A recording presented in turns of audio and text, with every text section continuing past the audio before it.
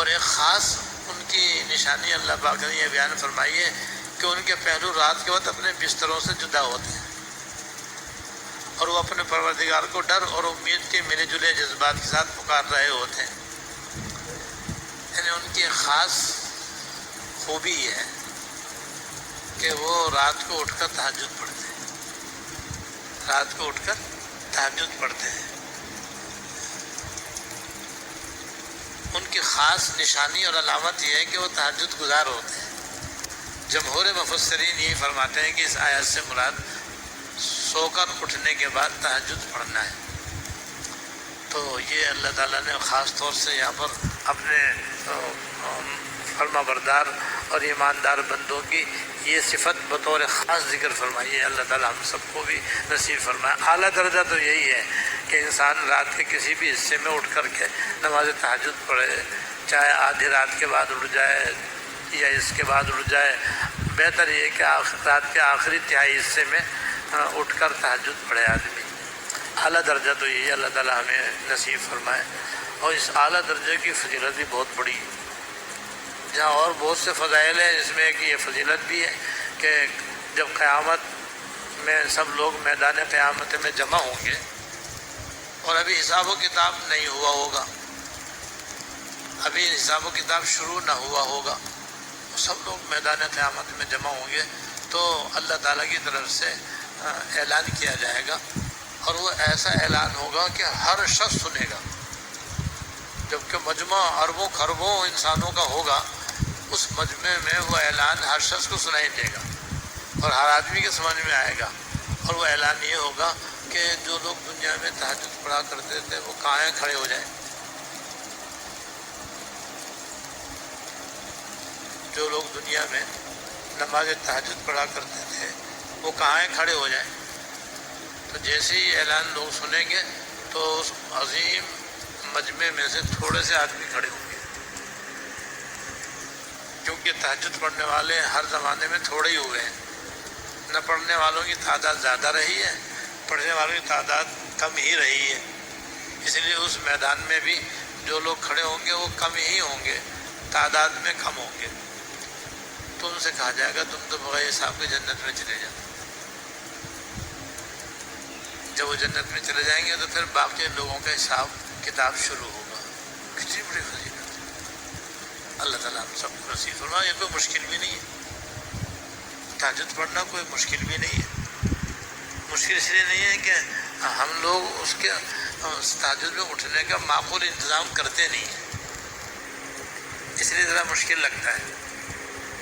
جس میں سب سے بڑی خرابی ہمارے اندر دیر سے سونے کی ہے۔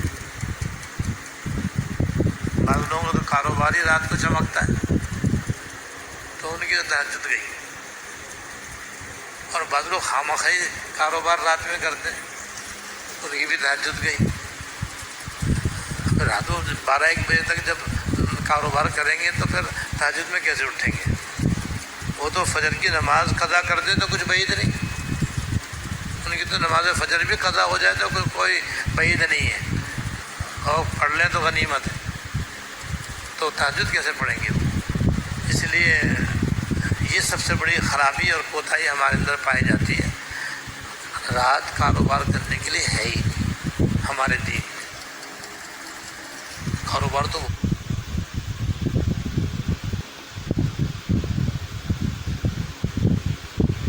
دور کی بات ہے، بیکار و فضول اور لایانی یا غیر ضروری باتوں کرنے کے لیے بھی رات نہیں ہے،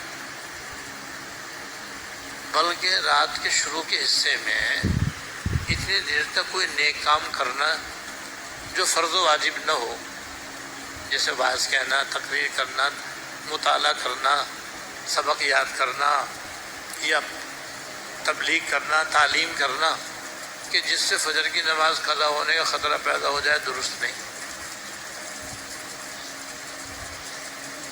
بس ہمارے دین میں تو کاروبار دن میں ہے، بس رات میں نہیں ہے۔ یہ تو ہم نے اپنی طرف سے چپکا لیا ہے اپنے ساتھ۔ تو جب رات کو دیر تک جاگیں گے تو بھلا بتائیے کیسے سویرے اٹھیں گے؟ تہجد میں نہیں اٹھ سکتے، کیونکہ یہ فطرت ہے انسان کی کہ دیر سے سوئے گا دیر سے اٹھے گا، جلدی سوئے گا جلدی اٹھے گا۔ لہذا اصل طریقہ یہ ہے کہ کھانا مغرب کے بعد ہو، عشاء کی نماز کے بعد کوئی ضروری بات ہو یا مختصر سا دینی پروگرام ہو گھر کے اندر، تعلیم وغیرہ وہ کر لو، بس سو۔ جب سوئیں گے تو یہ جام محالہ جلدی اٹھیں گے، چاہے گرمیاں ہوں یا سردی۔ جب رات کو 1-2 بجے سوئیں گے تو کیسے سویرے اٹھیں گے؟ تو ایک تو کوتاہی سب سے بڑی ہمارے اندر یہ ہے، خاص طور سے کراچی کے اندر تو یہ وبا کی طرح یہ بیماری عام ہے کہ رات کو دیر تک جاگنا اور بہت دیر کے بعد سونا۔ 12 بجے تو سمجھتے ہیں کہ اچھا کچھ ٹائم ہو گیا ہے، سوچنا شروع کرتے ہیں کہ اب سونا بھی ہے، پھر 1-2 گھنٹے اس میں گزر گئے، کچھ کھایا پیا، کچھ بولے چالے، چلو بھائی 2 بج گیا، اچھا بھائی آپ لیٹ جاؤ۔ اب اللہ بتاؤ 2 بجے لیٹنے والا سویرے کیسے 4 بجے اٹھے گا؟ 4 بجے اٹھے تو 15 منٹ ملتے ہیں آدمی کو تہجد کے، بس اب رات بڑی ہونی شروع ہو گئی ہے، کچھ دن کے بعد 20 منٹ ہو جائیں گے، پھر 25 منٹ ہو جائیں گے انشاءاللہ تعالیٰ۔ تو ایک تو سب سے بڑی کوتاہی یہ ہے۔ دوسرے، زیادہ جب تک ہم جلدی سونے کا اہتمام نہیں کریں گے تہجد جیسی نعمت حاصل کرنے سے محروم رہیں گے۔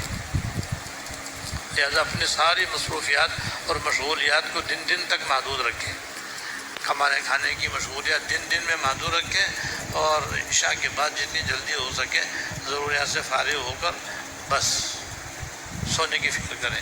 اس میں نیت کریں کہ انشاءاللہ میں تہجد میں اٹھوں گا، پہلے تو نیت کریں، نیت کرنے کے ساتھ ساتھ دعا کریں، دعا کرنے کے ساتھ ساتھ سورہ کہف کے آخری آیات پڑھیں، اور پھر رات کو ہلکا پھلکا کھانا کھائیں، پانی کم پئیں، ثقیل غذا کم استعمال کریں، دائیں کروٹ پر لیٹیں۔ دائیں کروٹ پر جب آدمی لیٹتا ہے تو دل اوپر رہتا ہے، اور جب دل اوپر رہتا ہے تو نیند گہری نہیں آتی، اس کے کھلنے میں آسانی ہوتی ہے۔ کیا کیا حکمتیں ایک سنت میں دیکھو۔ پھر آدمی الارم بھی لگائے، اور گھر میں اگر کوئی جلدی اٹھنے کی عادت رکھتا ہو تو اس سے بھی درخواست کرے، وہ نہ ہو تو محلے کے چوکیدار سے درخواست کرے کہ بھائی تم ذرا گھنٹی بجا دینا، اور خود بھی چوکس ہو کر کے سوئے، پھر انشاءاللہ تہجد ملے ہی ملے۔ پھر تہجد پڑھنا کوئی مشکل نہیں۔ لہذا اس میں تہجد سے محروم ہونے میں ہماری اپنی کوتاہی، کوئی مانے نہ مانے ہے ہماری اپنی کوتاہی۔ ہم چاہتے نہیں تو بھائی تو ہی اگر نہ چاہے تو بہانے آزار ہے، اے خواجہ درد نیز مگر نہ طبیب ہست۔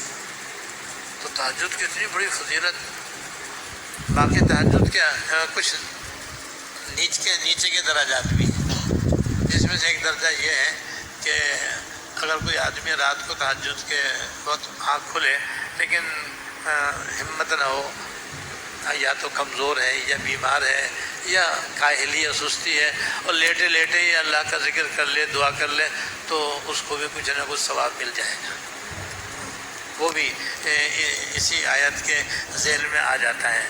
اسی طرح کوئی عشاء کی نماز، فجر کی نماز پڑھ لے، حضرت عثمان غنی رضی اللہ تعالیٰ عنہ سے یہ روایت مروی ہے کہ جس نے عشاء کی نماز جماعت سے پڑھی اس نے آدھی رات عبادت میں گزاری، اور جس نے فجر کی نماز جماعت سے پڑھی اس نے بھی آدھی رات عبادت میں گزاری۔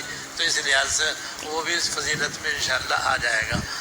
اور یہاں تک کہ ایک روایت میں یہ بھی ہے کہ اگر مغرب اور عشاء کے درمیان اگر نوافل پڑھے تو بھی اس کو انشاءاللہ یہ فضیلت مل جائے گی۔ تو بھئی اس کے ادنا درجے ہیں، یہ بھی اگر کسی کو مل جائیں تو بالکل معروم ہونے سے تو بہتر ہے۔ اللہ تعالیٰ توفیق عطا فرمائے۔